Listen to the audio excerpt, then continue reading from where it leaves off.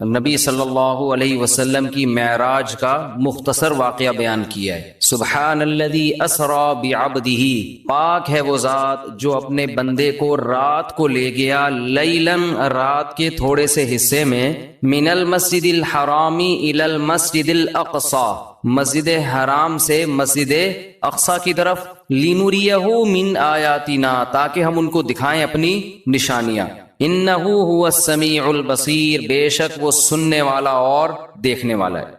قرآن میں تو بس اتنا ہی تذکرہ ہے معراج کا، اور اسی سورہ بنی اسرائیل میں آگے چل کے آتا ہے وَمَا جَعَلْنَا الرُّؤْيَا الَّتِي أَرَيْنَاكَ إِلَّا فِتْنَةً لِلنَّاسِ وَالشَّجَرَةَ الْمَلْعُونَةَ فِي الْقُرْآنِ، کہ ہم نے جو آپ کو منظر دکھایا وہ ہم نے لوگوں کے لیے آزمائش بنایا ہے، جیسے ہم نے شجرہ ملعونہ کو آزمائش بنایا، دونوں چیزوں کو ہم نے کیا بنایا؟ آزمائش۔ تو قرآن میں بس اتنا تذکرہ ملتا ہے معراج کا، ایک تو سورہ بنی اسرائیل کے شروع میں پہلی آیت، اور ایک آگے جا کے 2-3 رکوع کے بعد۔ دوبارہ ریپیٹ کر دیتا ہوں، اللہ عیب سے پاک ہے جو اپنے بندے کو رات کے تھوڑے سے حصے میں مسجد حرام سے مسجد اقصی لے گیا تاکہ ہم انہیں اپنی نشانیاں دکھائیں، اور اللہ نے دوسری جگہ فرمایا کہ ہم نے جو منظر آپ کو دکھایا، یہ منظر بھی اور شجرہ ملعونہ بھی، یہ دونوں لوگوں کے لیے آزمائش ہیں۔ یہ بلب جل بجھ رہا ہے، اس سے کچھ نہیں ہوگا، بے فکر رہیں، یہ دونوں چیزیں لوگوں کے لیے آزمائش ہیں۔ باقی اس کی تفصیل حدیث میں ملتی ہے کہ براق پر بیٹھ کر آپ صلی اللہ علیہ وسلم گئے، مسجد اقصی پہنچے، بہت دور ہے مسجد اقصی، وہاں اللہ تعالی نے تمام پیغمبروں کو جمع کیا جن کی آپ صلی اللہ علیہ وسلم نے امامت کی، اور پھر اللہ تعالیٰ نے آپ کو وہاں سے آسمانوں پہ لے گئے اور اپنا قرب عطا کیا، اور پھر آپ صلی اللہ علیہ وسلم کی مختلف پیغمبروں سے مختلف آسمانوں پر ملاقاتیں ہوئیں۔ آپ کو معراج میں 50 نمازوں کا تحفہ دیا گیا، جو آہستہ آہستہ کم ہوتے ہوتے 5۔ اس سے پتہ چلتا ہے کہ بارگیننگ جو ہے نا، بارگیننگ یہ تو اللہ اس کے رسول کے درمیان میں بھی ہوئی ہے۔ لوگ کہتے ہیں جو ہم نے قیمت بول دی بس اسی پہ خرید لو، ایک زبان، ایسا نہیں ہوتا بھائی۔ بارگیننگ آپ نے بولنے پر کوئی گورنمنٹ کی طرف سے پابندی نہیں، آپ 1 کروڑ روپے بول دو، ہم تو کہیں گے نا بھائی یہ اتنے کی دو گے تو ٹھیک ہے، تھوڑا کم کر لو، تھوڑا کم کر لو۔ تو لچک ہونی چاہیے انسان کی طبیعت میں، یہ نہیں کہ بس ایک ہی زبان ہے جو بول دیا بول دیا۔ اب اللہ نے 50 نمازیں دی تھی، کم کرتے کرتے کتنی کر دی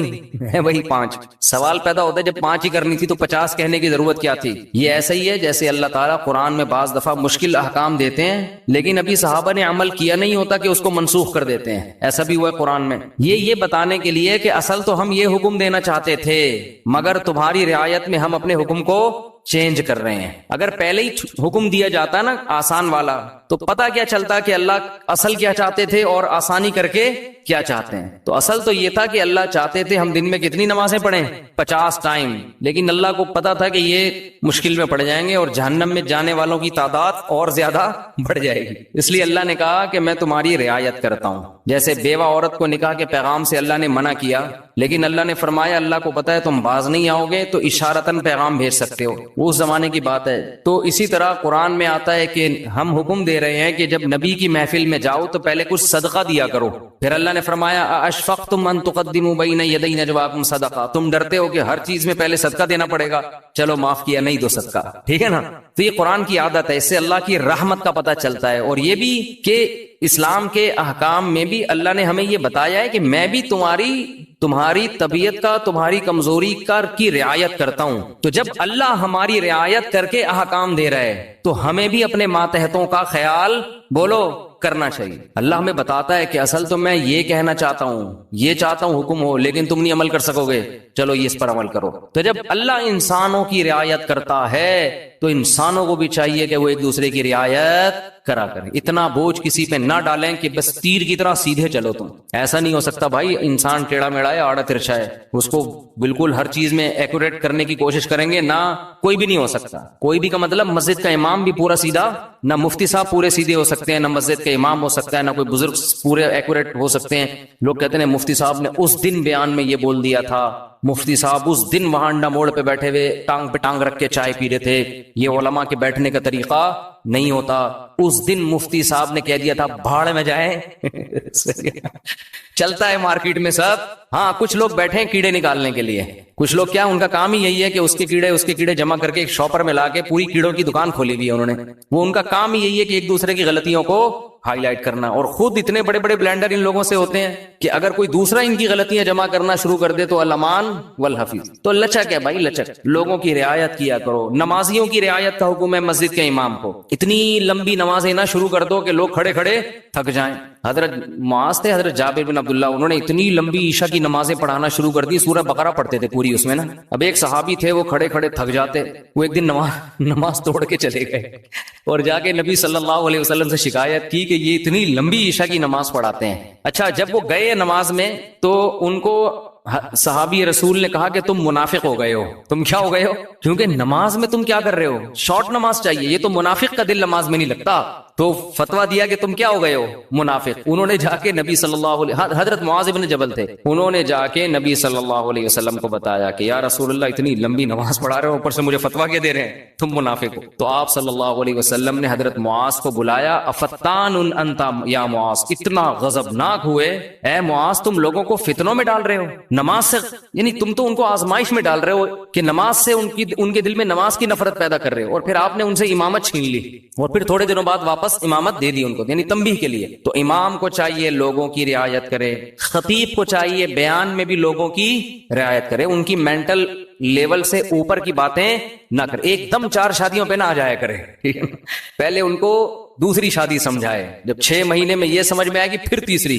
ہم ڈائریکٹ کیا کرتے ہیں تو اس پہ لوگ کہتے ہیں یار یہ پتہ نہیں کس قسم کی باتیں کرتا ہے۔ تو جو جنگ میں کمانڈر ہے اس کو چاہیے وہ اپنے فوجیوں کی رعایت کرے، آپ اپنے ماتحتوں کی رعایت کرو۔ بیمار ہے، ہمارے استاذ نے ایک بڑا اچھا اصول بنایا، ہم جامعۃ الرشید میں تھے، انہوں نے فرمایا کہ کوئی طالب علم اگر آ کے یہ کہتا ہے کہ میری طبیعت خراب ہے، مجھے چھٹی چاہیے، تو چھٹی اس کو فوراً دے دو۔ یہ تحقیق بعد میں ہوتی رہے گی کہ طبیعت واقعتاً خراب بھی ہے یا نہیں ہے۔ وجہ اس کی ہے کہ امکان ہے کہ ٹوپی کر رہا ہوں، امکان ہے اس بات کا کہ ہو سکتا ہے جھوٹ بول رہا ہوں، لیکن اس کا بھی امکان ہے کہ ہو سکتا ہے سچ بول رہا ہوں۔ اب آپ نے بدگمانی کر کے کہ یار لگ تو رانی ہے شکل سے کہ بیمار ہے، چھٹی نہیں دی، اور وہ واقعتاً ہے کیا بیمار ہے، تو کتنی مصیبت میں آئے گا کہ نہیں آئے گا؟ تو وہ ہوتی رہے گی تحقیق، لیکن فوراً اس کو رخصت ملنی چاہیے، کیونکہ اس کا خطرہ ہے کہ واقعتاً سچ کہہ رہا ہو۔ تو یہ بہت اہم پوائنٹ کی باتیں ہوتی ہیں، ہم لوگ ان چیزوں کا گھروں میں خیال نہیں کرتے، اپنے ماتحتوں کے ساتھ، ملازمین کے ساتھ، ہر ایک کے ساتھ جو ہے نا یہ خیال کرنا چاہیے کہ اس کی حیثیت سے زیادہ اس کے اوپر بوجھ نہ ڈالا جائے۔ خیر، اللہ تعالیٰ نے اپنے حبیب صلی اللہ علیہ وسلم کو رات میں بلایا، تو میں یہ عرض کر رہا تھا کہ حدیث میں تفصیل بہت زیادہ ملتی ہے کہ آپ آسمانوں پر گئے، یوسف علیہ السلام سے ملاقات ہوئی، موسیٰ علیہ السلام سے ملاقات ہوئی، عیسیٰ علیہ السلام سے ملاقات ہوئی، ابراہیم علیہ السلام سے، اور پھر اللہ نے آپ صلی اللہ علیہ وسلم کو نمازوں کا تحفہ عطا فرمایا۔ تو یہ بہت احادیث میں اس کی تفصیل ملتی ہے، اور یہ سارے کام رات کے تھوڑے سے حصے میں ہوئے۔ پہلے تو میں اس بات کے تھوڑے سے دلائل دوں گا کہ یہ خواب نہیں تھا، یہ جاگتی حالت میں آپ کے جسم اطہر کے ساتھ ایک معجزہ تھا۔ غامدی صاحب کہتے ہیں یہ کیا تھا؟ خواب تھا۔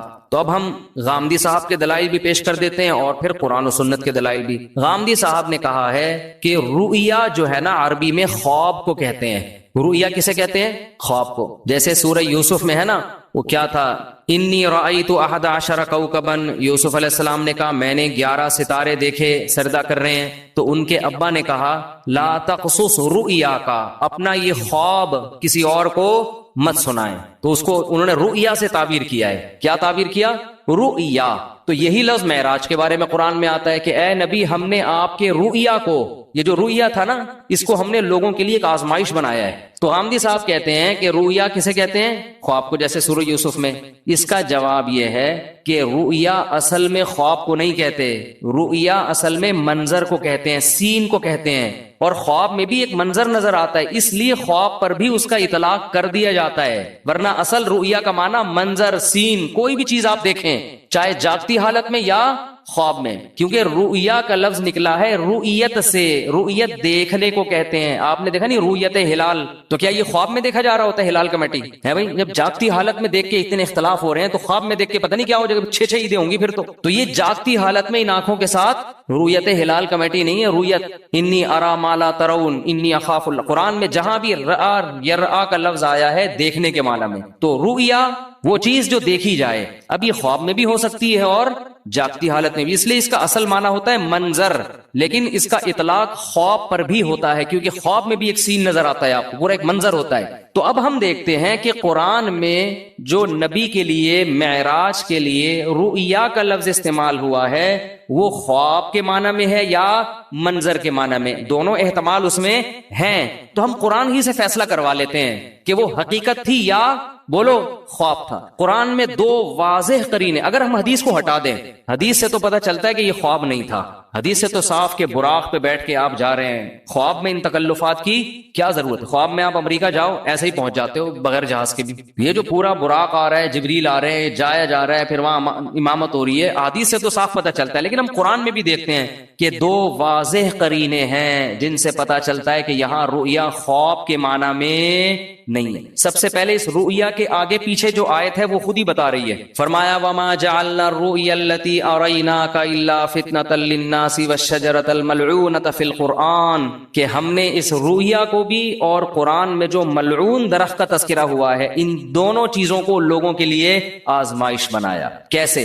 ملعون درخت ہے شجرہ زقوم، قرآن میں آتا ہے کہ جہنم میں ایک درخت ہے جس کا پھل بے انتہا کڑوا، بہت کڑوا، جو جہنمیوں کو کھلانے کے لیے دیا جائے گا۔ اس پر مشرکین مکہ کہتے تھے کہ ایک طرف آپ کہتے ہیں جہنم میں آگ ہے، دوسری طرف کہہ رہے ہیں جہنم میں درخت ہے، درخت آگ میں نہیں اگتے۔ آئی بات سمجھ میں؟ تو اللہ نے قرآن میں فرمایا کہ اللہ، جس کا حاصل یہ ہے کہ اللہ کو یہ طاقت اور قدرت ہے کہ وہ آگ کے اندر بھی درخت پیدا کر دے، اور وہ کیا ہے اس کے بارے میں قاروہا، وہ پورے آیت مجھے یاد نہیں آ رہی، کہ اس کی جو جڑیں ہیں نا وہ جہنم کی تہ میں ہیں، اس طرح کی آیت ہے۔ ابے نہیں بھائی وہی، خیر، یعنی اس جواب کا حاصل یہ ہے کہ اللہ کو یہ قدرت ہے کہ اللہ اس درخت کو جہنم کے اندر پیدا کر دے، اور جہنم کی تہ میں اس کی کیا ہے؟ جڑیں اور شاخیں اوپر ہیں، تو آگ میں اللہ پیدا کر سکتا ہے، اللہ کے لیے کوئی مشکل نہیں ہے۔ دیکھو ہم نے اگر پانی کے جانوروں کو نہ دیکھا ہوتا کبھی بھی تو ہم کہتے کہ پانی کے اندر انسان یا کوئی مخلوق زندہ نہیں رہ سکتی، سانس کیسے آئے گا؟ تو اللہ نے پانی کی ہی مخلوقوں کو پیدا کر دیا، کروڑوں مخلوق پانی کے اندر ہی زندہ رہتی ہیں، باہر نہیں نکلتی، تو اللہ کو یہ قدرت ہے کہ وہ اسی ماحول کے حساب سے چیزیں پیدا کر دے۔ تو اللہ فرماتے ہیں ہم نے یہ ملعون درخت کو بنایا کس کے لیے؟ آزمائش، تاکہ مشرکین اور غیر مسلم اس کا انکار کریں کہ ایسا ممکن نہیں ہے۔ حالانکہ یہ انکار کرنا بنتا اس لیے نہیں ہے کہ اللہ ہر چیز پر قدرت رکھتا ہے، تو ہم نے زقوم درخت کو بھی لوگوں کے لیے کیا بنا دیا؟ آزمائش، کہ یہ اللہ کی قدرت جو مانتا ہے وہ تو اس کو مانے گا، جو اللہ کی قدرت نہیں مانتا وہ اس کا انکار کرے گا۔ تو اسی کے ساتھ اللہ نے نبی کی معراج کا بھی تذکرہ کیا کہ ہم نے نبی کو جو منظر دکھایا اس کو بھی لوگوں کے لیے کیا بنایا؟ آزمائش۔ کیا مطلب؟ جو اللہ کی قدرت کو مانے گا وہ تو مانے گا اس واقعے کو، جو کہتے ہیں اللہ ایسا نہیں کر سکتا وہ اس واقعے کا انکار کر دے گا۔ خواب اگر یہ ہوتا تو خواب کو ماننا کوئی اچھمبے کی بات نہیں ہے، یہ فتنہ تھوڑی بنتا۔ نبی کہتے مجھے خواب آیا ہے، یہ ہوا ہے، تو ابو جہل بھی کہتے تھا بھائی خواب تو کسی کو بھی کچھ بولو نا بھائی، آ سکتا ہے، خواب میں تو آپ کہیں بھی جا سکتے ہیں، کوئی بھی انکار نہ کرتا۔ لیکن جیسے وہ کہہ رہے تھے عقلاً یہ ممکن نہیں ہے کہ جہنم میں درخت پیدا ہو جائے، ایسے ہی عقلاً یہ ممکن نہیں ہے کہ کوئی انسان زندہ اپنے جسم کے ساتھ رات کے تھوڑے سے حصے میں مسجد حرام سے مسجد اقصی اور آسمانوں کی سیر کر کے آ جائے۔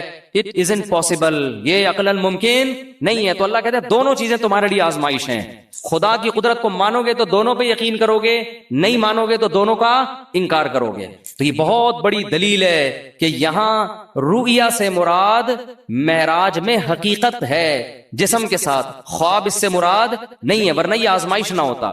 دوسرا قرآن میں واضح اشارہ کیا، وہ تو صراحت ہے۔ سورہ بنی اسرائیل شروع ہو رہی ہے، سبحان الذی، پاک ہے وہ ذات، اسرا بعبدہ، جو اپنے بندے کو رات کے تھوڑے سے حصے میں لے گیا، من المسجد الحرامی الی المسجد الاقصی، مسجد حرام سے مسجد اقصی۔ یہاں اللہ نہیں کہہ رہے کہ میں نے خواب میں لے گیا ہوں۔ میں جب میں کہتا ہوں کہ میں رات کو کے تھوڑے سے حصے میں آپ کو یہاں سے وہاں لے گیا تو اس کا مطلب کیا ہوتا ہے؟ لے کر گیا یا خواب دکھایا ہے بھائی؟ آپ کہہ رہے ہو کہ بھائی دیکھو میں تمہیں اپنے ساتھ ملیشیا لے کر گیا تھا اور میں نے تمہیں وہاں گھمایا اور پھرایا، پھر میں تمہیں وہاں، تم دبئی کی سیر، اب کوئی آدمی کی نئی نئی شادی ہوئی ہے، فرض کر لو بیگم کو ہنی مون کے لیے مری لے کر گیا، بعد میں پھڈا ہو گیا، بیگم کو کہہ رہے دیکھو میں تمہیں اپنے ساتھ اس دن مری لے کر گیا تھا، پھر میں تمہیں نتھیا گلی کی میں نے تمہیں سیر کرائی، پھر میں وہاں سے ہم نے ٹن مارا ادھر کی طرف، ہم مڑے سواد مردان کی تھی، معلم جبا ہے کیا ہے، بہرحال جو بھی ہے، وہاں سے ٹن مار کے اسلام آباد سے ہم اگلی فلائٹ سے واپس آئے، کوئی بندہ وہاں بیٹھا ہوا کہہ رہا ہے یار آپ بھابھی سے اتنی محبت کرتے ہو. ہاں جی میں تو بہت محبت کرتے ہیں. بہت اچھا خواب دکھایا آپ نے بھابھی کو. آپ بولو گے تمہارا دماغ خراب ہو گیا, میں خواب کی باتیں کر رہا ہوں, میں کہہ رہا ہوں میں لے کر گیا. تو جب کوئی عام آدمی یہ بات کرتا ہے, دوسرا اس کو خواب کہے گا, تو آپ کو غصہ آئے گا کہ نہیں آئے گا؟ اللہ سورہ بنی اسرائیل شروع اس طرح سے کر رہے ہیں, سبحان الذی, پاک ہے وہ ذات, اسرا بعبدہ,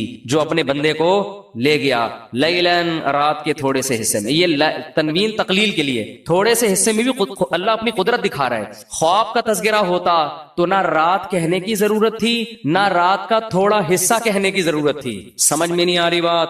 دوسری بات, تیسرا قرینہ, اللہ اس آیت کو شروع کر رہا ہے سبحان الذی, ہر عیب سے پاک ہے وہ ذات. اس میں اللہ اپنی قدرت بتا رہا ہے کہ تمہیں عجیب سا لگے گا کہ رات کے تھوڑے سے حصے میں کوئی بندہ مسجد حرام اور مسجد اقصی سے ہو کے واپس بھی آ جائے. اٹ ازنٹ پاسبل, یہ ممکن نہیں ہے. تو اللہ آیت شروع کر رہا ہے سبحان الذی, اللہ ہر عیب سے پاک ہے, وہ عاجز نہیں ہے کہ کچھ کرنا چاہے تو اس کو اسباب کے تانے بانے جوڑنے پڑے, ٹائم دیکھنا پڑے, بھائی اتنے ٹائم میں تو یہ ممکن نہیں ہے, اس لیے اللہ عیب سے پاک ہے. تو یہ تیسرا قرینہ ہے.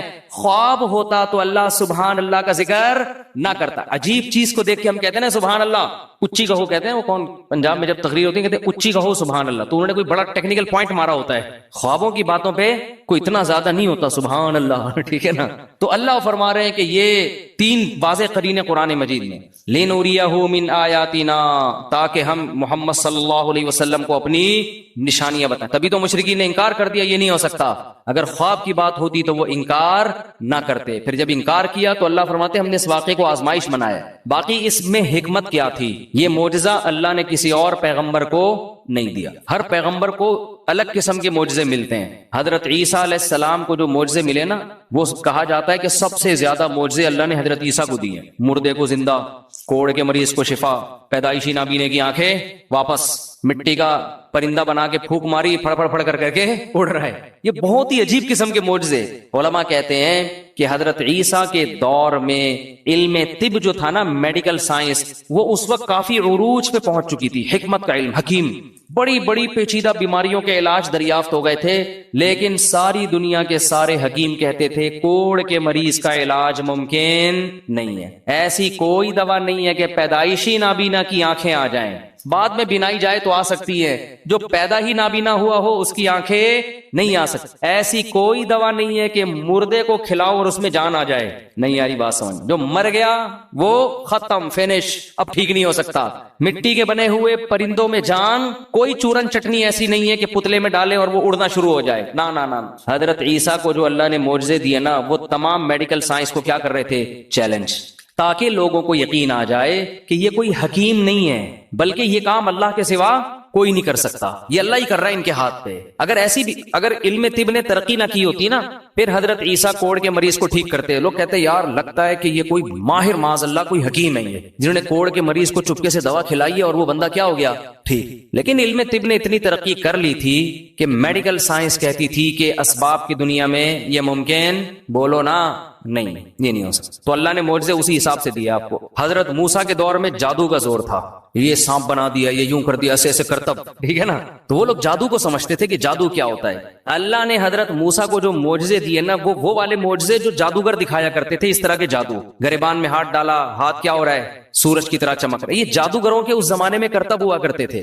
لاٹھی کو کیا بنا رہے ہیں؟ سانپ.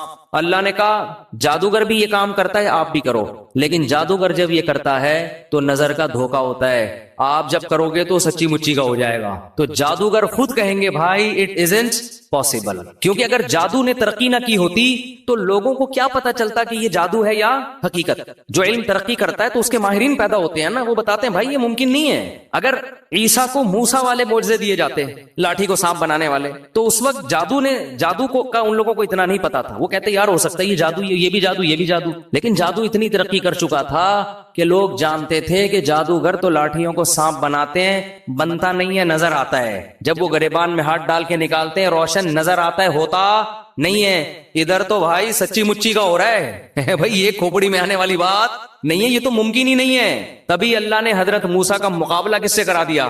جادوگروں سے. اور ہزاروں جادوگروں نے جب لاٹھیوں کو پھینکا ہے, یخیل الیہ من سحرہم انہا تسعی, قرآن کہتا ہے پبلک کو دیکھنے میں ایسا لگا، حقیقت میں نہیں تھی وہ، دیکھنے میں ایسا لگا، ان کے جادو نے نا آنکھوں کو ایسے پردے ڈال دیے تھے، پبلک کو اور حضرت موسیٰ کو ایسا لگا کہ یہ سانپ ہے جو میری طرف دوڑ رہا ہے۔ اللہ خود قرآن میں کہتے ہیں یخیل، خیالی دنیا میں تھا، حقیقت میں ایسا نہیں تھا۔ ادھر موسیٰ علیہ السلام کو اللہ نے کہا آپ لاٹھی زمین پہ ڈالیں، جب حضرت موسیٰ نے ڈالی ہے فَإِذَا هِيَ ثُعْبَانٌ مُبِينٌ، واقعی اژدہا بن گئی۔ تبھی تو قرآن کہتا ہے کہ جادوگر ایک سیکنڈ بھی نہیں ٹھہرے، فوراً سجدے میں گر گئے۔ یہ نہیں کہ انہوں نے مشورہ کیا ہو کہ بھائی یہ دیکھو ذرا یہ بھی جادو ہے، ہمارا بھی جادو، تو ایکچولی ذرا ہم غور کرتے ہیں، ایک کانفرنس بلاتے ہیں، ہمارا آپس میں اس میں مذاکرہ ہوگا کہ اس کا لیبارٹری ٹیسٹ کروائیں کہ یہ سانپ واقعی سچی مچی کا ہے یا جھوٹی موٹی کا ہے کیا یہ۔ قرآن کہہ رہا ہے نا نا نا نا نا، فَأُلْقِي، دو لفظ قرآن میں بلاغت ہے، ایک فا اور ایک القیہ۔ فا کا مطلب فوراً، ادھر لاٹھی سانپ بنی ہے، ادھر جادوگر فوراً، اور قرآن کہہ رہا ہے سجدے میں گرے نہیں، القیہ گرا دیے گئے۔ گرا دیے گا کیا مطلب؟ اس کو کہتے ہیں ریفلیکٹ ایکشن۔ بعض دفعہ سوتے میں استری کے قریب آپ کا ہاتھ آتا ہے اور لاشعوری طور پر پیچھے ہٹ جاتا ہے، ہوتا ہے نا ایسے۔ یار ایک تو آپ لوگ کو اب سائنس اور ٹیکنالوجی بھی سکھانی پڑے گی۔ دیکھو دھماکہ ہوتا ہے بعض دفعہ، ہم اچھلتے پہلے سوچتے بعد میں کہ ہوا کیا ہے، ایسا ہی ہے کہ نہیں ہے؟ اللہ نے ہمارے اندر کچھ لاشعوری ایسی سینس رکھی ہے، وہ ہمیں حادثات میں کام آتی ہے، کیونکہ حادثے جب ہو رہا ہو تو پہلے سوچ کے پھر آپ عمل کرو تو ٹائم بولو نکل چکا ہوتا ہے، بعض دفعہ ٹائم کیا ہو چکا ہو۔ دیکھو ایک کتا آپ کے پیچھے آ رہا ہے تو آپ سوچتے ہو، پہلے تو یہ سوچتے ہو میرے ہی پیچھے آ رہا ہے، کسی اور کے پیچھے تو نہیں آ رہا۔ سوچنے کا ٹائم ملتا ہے نا آپ کو، کیونکہ جیسے کتا بھاگ سکتا ہے آپ بھی بھاگ سکتے ہو، آپ سوچتے ہو، پھر آپ غور کرتے ہو نہیں یار یہ میری طرف ہی آ رہا ہے، کتنی اسپیڈ سے آ رہا ہے، اسپیڈ چیک کرتے ہو آپ اس کی، پھر آپ یہ سوچتے ہو کہ اس سے بچنے کا میرے پاس بھاگنے کے علاوہ بھی کوئی راستہ ہے، اگر بھاگنے کے علاوہ راستہ ہے تو مجھے تگڑ بھاگنے کی کیا ضرورت ہے؟ تو آپ کا دماغ کام کرتا ہے، آپ پتھر اٹھا لیتے ہو کہ یار پتھر سے ماروں گا بھاگ جائے گا تو مجھے بھاگنے کی ٹینشن لینے کی ضرورت نہیں ہے۔ آپ پتھر اٹھاتے ہو، کتے کو اس طرح کرتے ہو، کتا اگر ڈر کے رک گیا تو آپ کہتے ہو بہت زبردست کام ہو گیا، کتا اگر کتے پنے پہ آیا ہوا ہے وہ پھر بھی نہیں رک رہا، پھر آپ آخری حربے کے طور پر تگڑ بھاگنا شروع کرتے ہو اور بالآخر آپ کی جان بچ جاتی ہے۔ یہ سوچنے کا ٹائم ملتا ہے آپ کو۔ لیکن کچھ اتفاقی حادثے ایسے ہوتے ہیں کہ ان میں اگر سوچ کے کام کرو گے تو جیسے وہی ہے نا، اکثر سناتا ہوں میں، ایک بیچارہ شیشے کے برتن بورے میں بھر کے بیچ رہا تھا، ایک عادت ہوتی ہے نا بعض لوگوں کی، تو ایک سیٹھ صاحب کی عادت تھی ہر چیز کو ٹھوکر مار کے پوچھتے تھے اس میں کیا ہے، تو شیشے کا برتن اس بیچنے والے نے اس سیٹھ صاحب کے سامنے رکھا، سیٹھ صاحب کو پتا نہیں تھا اس میں شیشے کے برتن ہے، سیٹھ صاحب نے بوری پہ پاؤں مارا، بولا اس میں کیا ہے، اس نے کہا ہے نہیں تھا اب نہیں ہے۔ تو یہ کچھ ایسی چیزیں ہوتی ہیں جن میں سوچنے کا ٹائم، بھائی اس میں ٹھوکر مار کے پوچھو گے تو اب نہیں ہے، پوچھ کے ٹھوکر مار دے آپ۔ تو کچھ کام تو ایسے ہوتے ہیں سوچ کے آپ بھاگو، کچھ ایسے ہوتے ہیں کہ بھاگنا پہلے پڑتا ہے، سوچنا بعد میں۔ تو یہ وہ حادثے ہوتے ہیں جس میں اللہ نے آپ کو سوچنے کا اختیار دیا ہی نہیں ہے، قدرت خود آپ کو بچنے کا موقع دیتی ہے، یعنی بچا لیتی ہے۔ جیسے اچانک جب دھماکہ ہوتا ہے تو ہم اچھلتے پہلے ہیں، سوچتے بعد میں۔ قدرت ہمیں اچھالتی ہے، ابے بھاگ یہاں سے، ٹھیک ہے نا، کچھ ہوا ہے، یا کتا بہت قریب آ کے ایک دم بھونکنا شروع کر دے تو پھر آپ بھاگتے پہلے ہو، سوچتے بعد میں، اور خود ارادے سے نہیں بھاگتے، لاشعوری طاقت آپ کو کیا کرتی ہے، بھگا دیتی ہے۔ کوئی جھاڑی میں چھپا بیٹھا ہو، آپ قریب سے گزرو، وہ ایک دم بھو کر کے جب آواز دیتا ہے تو آپ بھاگتے پہلے ہو، سوچتے بعد میں۔ یہ گاڈ گفٹڈ کچھ چیزیں اللہ نے انسان میں رکھی ہیں، یہ اس لیے رکھی ہیں کہ حادثوں، ایمرجنسی جب نافذ ہونا تو آپ کو سوچنا نہ پڑے، سمجھ رہے ہیں، پہلے کام ہو جائے پھر بعد میں سوچتے رہو۔ ابھی تو قدرت چاہ رہی ہے اس جگہ سے آپ ہٹ جاؤ ورنہ مر جاؤ گے آپ۔ بالکل یہی کام جادوگروں سے ہوا ہے۔ قرآن کہتا ہے کہ جب انہوں نے رسیوں کو، جب موسیٰ نے لاٹھی کو پھینکا اور وہ سانپ بنی ہے تو جادوگر سوچ کے سجدے میں نہیں گرے پہلے ہیں، سوچا بعد میں۔ کیوں گرے پہلے؟ ان کے لاشعور میں یہ بات بیٹھ گئی، بھائی یہ تو پیغمبر ہے، یہ تو پاسبل ہی نہیں ہے کہ لاٹھی سانپ بن جاؤ، بھائی پہلے سجدہ کرو بعد میں سوچتے رہیں گے یہ سجدہ صحیح کیا یا غلط کیا۔ نہیں آ رہی بات، یہ قرآن کی بلاغت ہے۔ جب موسیٰ نے لاٹھی کو پھینکا ہے، قرآن کہہ رہا ہے فَأُلْقِي، جادوگروں کو لاشعوری طاقت نے سجدے میں گرا دیا۔ یہ لاشعوری طاقت کون تھی؟ یہ وہی جو ہمیں دھماکوں کے وقت ہوشیار کر دیتی ہے، ہم ہل جاتے ہیں اچانک۔ تو جادوگروں نے جب یہ منظر دیکھا نا کہ بھئی یہ لاٹھی تو حقیقت میں سانپ بن گئی، یہ تو عملاً ممکن ہے ہی نہیں، یہ تو اللہ کا پیغمبر ہے، یہ اللہ ہی کر سکتا ہے، یہ جادو نہیں ہے۔ اتنا انسپائر ہوئے کہ قرآن کہہ رہے کہ بغیر سوچے سمجھے سجدے میں گر گئے اور بغیر سوچے سمجھے کہنے لگے آمنا برب العالمین رب موسیٰ و ہارون، ہم رب العالمین جو موسیٰ اور ہارون کا رب ہے اس پر ایمان لے آئے۔ اب اس کے بعد سوچ رہے ہیں کہ ہمارا فیصلہ صحیح تھا یا غلط، یعنی اس کے انجام کیا ہے۔ تو سوچنے کے بعد ان کو یقین ہو گیا کہ ہم نے فیصلہ کیا کیا ہے، صحیح۔ اب فرعون دھمکیاں دے رہا ہے کہ تمہاری نورا کشتی تھی اور میں تمہارے ہاتھ پاؤں کاٹ کے لٹکا دوں گا۔ انہوں نے کہا لن نؤثرک علی ما جاءنا من البینات، اے فرعون موسیٰ کے برحق ہونے کے جو ہم نے دلائل دیکھ لی ہیں نا، اب ہم تیری بات پر یقین نہیں کریں گے۔ فقضی ما انت قاض، تو ہاتھ پاؤں کاٹنے کی بات کرتا ہے، جو تیرے بس میں ہے وہ کر لے۔ چند سیکنڈ کا ایمان ہے مگر کتنا پاورفل۔ اور فرعون کو کب سے دعوت دی جا رہی ہے، کم وقت کی سمجھ میں بات نہیں آ رہی، ان کو یقین ہو گیا کیونکہ ابھی تک نشانی نہیں دیکھی تھی نا، چند سیکنڈ کا ایمان ہے اتنا تگڑا۔ اور پھر فرعون کو کیا کہہ رہے ہیں، انما تقضی هذه الحیات الدنیا، تو جتنی سزا دے گا اسے دنیا میں دے گا نا، تو اس دنیا میں زیادہ سے زیادہ کیا کر لے گا، آگ میں ڈال دے گا، قتلے بنا دے گا، جیل میں ڈال دے گا، عمر قید کی سزا دے دے گا، تو 25-30 سال کے بعد مر مر کے کیا ہو جائیں گے، ختم۔ اور آگے کہنے لگے ہم جو رب پر ایمان لائے ہیں نا، رب پر، اس پر جو ہمیں رب دے گا، واللہ خیر و ابقا، گاڈ کا جو انعام ہے وہ تجھ سے زیادہ اچھا بھی ہے اور ہمیشہ باقی رہنے والا بھی، کوانٹٹی کے اعتبار سے بھی اچھا، کوالٹی کے اعتبار سے بھی اچھا ہے۔ تو بارگیننگ ہو رہی ہے، ٹھیک ہے نا، تو اگر رب سے زیادہ دے سکتا ہے تو بات کر، ظاہر ہے وہ تو دے نہیں سکتا۔ فرعون نے ہاتھ پاؤں کاٹ کے لٹکا دیا۔ تو اللہ نے یہ بھی دکھا دیا کہ نورا کشتی نہیں ہے، کیونکہ نورا کشتی میں دونوں کے مفاد ہوتے ہیں، ایک قتل ہونے کے لیے تیار نہیں ہوتا۔ اتنی واضح نشانیاں فرعون کو اللہ نے دکھا دی کہ دیکھ جادوگروں نے گواہی بھی دے دی ہے اور اپنی قربانی سے یہ بھی ثابت کر دیا کہ یہ نورا کشتی نہیں ہے۔ لیکن فرعون کی کھوپڑی، کیونکہ دنیا کے نشے میں جب انسان آتا ہے نا، شہوت پرستی میں، جو آدمی زنا کے قریب جا رہا ہو نا، اسے 1000 سمجھاؤ آپ، 1000 دفعہ ہو کہ یہ حرام ہے، لیکن وہ پھر بھی کیا کرتا ہے، زنا میں مبتلا ہوتا ہے۔ تو یہ گناہ ہے ہی ایسی برباد چیز، انسان کو اندھا کر دیتی۔ خیر جلدی سے بات کو سمیٹتا ہوں۔ تو موسیٰ علیہ السلام کو اللہ نے جو معجزے دیے وہ کس حساب سے، جادوگروں کو سمجھ میں آ جائے۔ عیسیٰ علیہ السلام کو میڈیکل سائنس کے اعتبار، داؤد علیہ السلام کا دور تھا حکومت کا، بڑی بڑی جنگیں ہو رہی تھی، اس وقت لڑائیوں کا دور تھا، اللہ نے ایسے معجزے دیے آپ کو جو جنگوں میں آپ کے کام آئے، لوہے کو پگھلا دیا آپ کے ہاتھوں میں، اس طرح سے۔ خیر تو ہمارے نبی کو جو معجزے دیے ہیں نا، وہ قیامت تک کے حساب سے وہ آپ کے حساب سے سوٹیبل ہیں۔ ایک معجزہ تو قرآن دیا، کیونکہ یہ دور ہے ایجوکیشن کا، تعلیم کا، تو قرآن کا جو معجزہ ہے، قرآن نے دعویٰ کیا اس جیسی کتاب لے کر آؤ۔ کتابوں کا دور ہے نا، تو قرآن نے کیا کہا، ایک شخص جو نہ لکھنا جانتا ہے نہ پڑھنا جانتا ہے، ایسی کتاب لے کر آتا ہے جس کے مضمون اتنے بہترین کہ ایسے اخلاقی مضمون آپ کو دنیا کی کسی کتاب میں نہیں ملیں گے، دلوں پر ایسا راج کرنے والی کتاب، دنیا میں سب سے زیادہ پڑھی جانے والی، سب سے زیادہ سنی جانے والی، جس کو پڑھ کے رونے والے سب سے زیادہ، جس کو سن کے رونے والے سب سے زیادہ، بغیر سمجھے بھی پڑھی جاتی ہے، بغیر سمجھے بھی سنی جاتی ہے۔ لئن اجتمعت الانس والجن علی ان یاتوا بمثل هذا القرآن، ساری دنیا کے انسان جنات جمع ہو جائیں، لا کے دکھائیں، نہیں لا سکتے۔ قرآن جب نازل ہوا نا تو بہت سے سائنسی غلط مفروضے تھے اس دور میں، آسمان ایسے بنا ہے، فلاں چیز ہے، اوٹ پٹانگ، جیسے اس دور کے سائنسدان تو پھینکو تھے نا، اس دور کے جو سائنسدان تھے چند ایک کے سوا بس وہ پھینک رہے تھے، لوگ لپیٹنے کے لیے بیٹھے ہوئے تھے۔ لیکن قرآن نے ایسا کوئی غلط سائنسی نظریہ ذکر نہیں کیا، حالانکہ وہ تو بہت کچھ تھا۔ تو ہمارے نبی کو کیسے پتا چل گیا کہ یہ والا نظریہ صحیح ہے، یہ والا نظریہ غلط؟ کوئی ایسا نظریہ قرآن نے تذکرہ نہیں کیا، ایسے باطل نظریات سے اب تک کیا ہے، پاک ہے۔ تو یہ بھی معجزہ ہے کہ بھئی ایک دور تھا سائنس ترقی کرے گی، لوگ ان سب چیزوں کو غلط سمجھیں گے، تو قرآن نے ایسی کوئی غلط نظریے کو اپنی کتاب میں جگہ نہیں دی۔ اچھا تو معراج کیوں نبی کا معجزہ، نبی کو یہ کیوں معجزہ دیا گیا؟ یہ اس لیے دیا گیا کہ آپ صلی اللہ علیہ وسلم آخری نبی تو ہیں لیکن سب سے افضل، تو اللہ یہ چاہتے تھے کہ آپ کی افضلیت تمام پیغمبروں کے سامنے ظاہر کر دیں، جسمانی اعتبار سے بھی اور روحانی اعتبار سے بھی۔ تو جسمانی اعتبار سے تو اللہ آپ کو عرش کے قریب لے کر گئے ہیں، بلندیوں پہ۔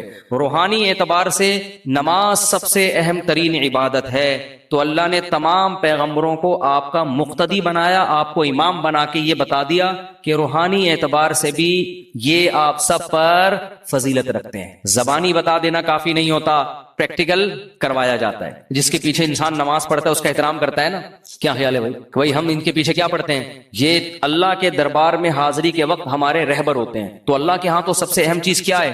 نماز۔ تو اللہ نے کیا کیا؟ آدم علیہ السلام، موسیٰ علیہ السلام، یوسف علیہ السلام، داؤد علیہ السلام، زکریا علیہ السلام، عیسیٰ علیہ السلام، سارے پیغمبروں کو بولا چلو بیت المقدس میں صفے بنا کے کھڑے ہو جاؤ۔ سب کو اللہ نے بیت المقدس میں حاضر کیا۔ ادھر نبی صلی اللہ علیہ وسلم کو براق پہ بٹھا کے بیت المقدس لے جایا گیا اور مصلی آپ کے لیے خالی تھا، تمام پیغمبر انتظار کر رہے ہیں اور آپ صلی اللہ علیہ وسلم نے آ کے ان کو نماز میں ان کی امامت کی۔ اس میں یہ بھی حکمت کہ آج کے بعد سب سے افضل کون ہے؟ محمد صلی اللہ علیہ وسلم۔ سب کی موجودگی میں مصلی پہ کون کھڑا ہوگا؟ ابے بولنے میں کیا جا رہا ہے؟ نبی صلی اللہ علیہ وسلم۔ دوسری بات کہ اب تمام پیغمبروں کی شریعتیں کیا ہو گئی ہیں؟ منسوخ، کیونکہ سب نے نماز اخبل طریقے سے نہیں پڑھی ہے، اپنی اپنی شریعت کے مطابق۔ کس طرح سے پڑھی ہے؟ ظاہر ہے جیسے امام پڑھتا ہے ویسے ہی مقتدی پڑھتے ہیں نا۔ یہودیوں کی نماز الگ تھی، عیسائیوں کی الگ تھی، ان سے پہلے آسمانی مذاہب کی نمازیں الگ تھیں۔ اب جب نبی آ گئے تو نماز کیسے ہوگی؟ جیسے نبی پڑھائیں۔ کیا مطلب؟ نماز یہ ایک سائن ہے، علامت ہے شریعت کا، کیونکہ سب سے بڑا شعار ہے نا۔ تو اللہ نے بتا دیا نبی کے دنیا میں آنے کے بعد اب کوئی بھی دنیا میں آئے گا تو ان کے طریقے سے اسلام پہ چلنا ہے، اخبل طریقے سے اسلام پہ چلنے کی اجازت نہیں ہے۔ اسی وجہ سے جب حضرت عیسیٰ علیہ السلام قرب قیامت میں نازل ہوں گے تو اپنی شریعت کو فالو نہیں کریں گے، بلکہ محمد صلی اللہ علیہ وسلم کی شریعت کو فالو کریں گے۔ جب نازل ہوں گے نا دمشق کی مسجد میں تو امام مہدی مصلی پہ کھڑے ہوں گے نماز پڑھانے کے لیے، تو حضرت عیسیٰ جب آسمانوں سے نیچے اتریں گے تو حضرت مہدی ان کے لیے مصلی خالی کریں گے کہ آپ نماز پڑھائیں۔ وہ کہیں گے نا نا نا نا، اس کام کے لیے اللہ نے اس امت کو منتخب کیا ہے۔ سمجھ میں؟ شریعت اس امت ہی کی، کیونکہ یہ آپ ہی میں امامت کرنے کے لیے بولو نہیں، تمہارے امام پہلے سے نبی آپ صلی اللہ علیہ وسلم امام ہے، وہ ان کی امامت ابھی بھی ہے، پھر کیوں تشریف لائے بھائی آپ؟ سوال پیدا ہوتا ہے پھر آپ کیوں تشریف لائے جب آپ نماز بھی نہیں پڑھا رہے ہیں؟ بھائی نماز اس امت کے پیچھے پڑھ رہے ہیں تو پھر آپ تشریف، سوال پیدا ہوتا ہے کہ نہیں ہوتا؟ کیوں لائے؟ تو وہ جواب میں کہیں گے کہ میں دنیا میں دین کی دعوت کو لے کر آیا تھا، میں نے ہزاروں درجنوں معجزے دکھائے، مجھ پر اہل کتاب ایمان لائے اور یہودیوں نے مجھ سے دشمنی کر کے اپنے خیال کے مطابق مجھے قتل کرنے کی کوشش کی۔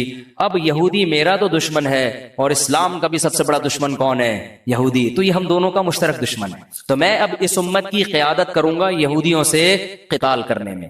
سمجھ میں نہیں آ رہی تو جیسے چل رہے ہیں ویسے ہی چلتے رہے۔ میں جب سبق پڑھاتا ہوں طلبہ کو، طلبہ سے کہتا ہوں سمجھ میں آ رہی؟ وہ کہہ رہے نہیں، میں کہہ رہا ہوں باقی دنیا میں ساری باتیں سمجھ میں آ گئی ہیں آپ لوگوں کو؟ کہتے ہیں نہیں ہے، تو چلو ایک اور صحیح، ایک اور بات سمجھ، کیونکہ ہم 3 دفعہ سمجھائیں گے، اس کے بعد ہمارے پاس کھوپڑی نہیں ہے کہ سارے دن ایک ہی چیز سمجھاتے رہیں، ٹھیک ہے نا؟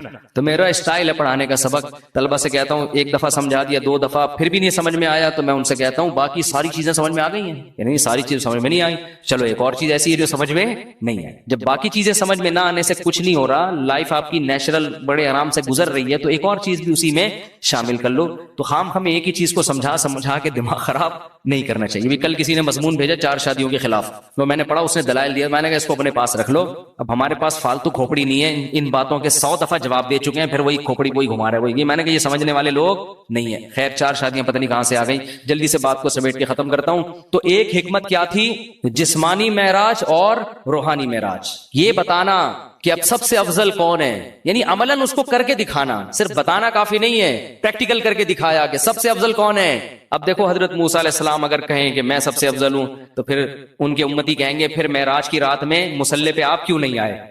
اگر یوسف علیہ السلام کہیں میں سب سے افضل ہوں تو سوال پیدا ہوتا ہے پھر معراج کی رات میں نماز آپ نے کیوں نہیں پڑھائی؟ تو اللہ نے ایک عمل سے ثابت کر دیا۔ حدیث میں آتا ہے لو کان موسیٰ حیا لما وسعہ الا اتباعی، اگر موسیٰ کلیم اللہ جو بار بار کوہ طور پہ جایا کرتے تھے، جن کا ذکر اللہ نے قرآن میں سب سے زیادہ کیا، جن کو سرگوشیوں کے لیے اپنے قریب کیا، جن کو پوری کتاب ایک ہی دفعہ میں پکڑا دی گئی، لیکن نبی نے فرمایا ان تمام فضائل کے باوجود اگر موسیٰ زندہ ہوں، اگر اس وقت موسیٰ زندہ ہوتے، لما وسعہ الا اتباعی، تو میری اتباع کیے بغیر ان کی نجات ممکن نہیں تھی، وہ فالو اسلام ہی کو کریں گے۔ اسی وجہ سے علماء کہتے ہیں حضرت عیسیٰ علیہ السلام آئیں گے نا تو ہمارے ہی شریعت کو فالو کریں گے۔ تو یہ بھی ایک حکمت تھی معراج میں، اور بہت ساری چیزیں تھیں. اللہ نے آپ کو اپنی آنکھوں سے جنت اور جہنم کے مناظر دکھائے ہیں معراج کی رات.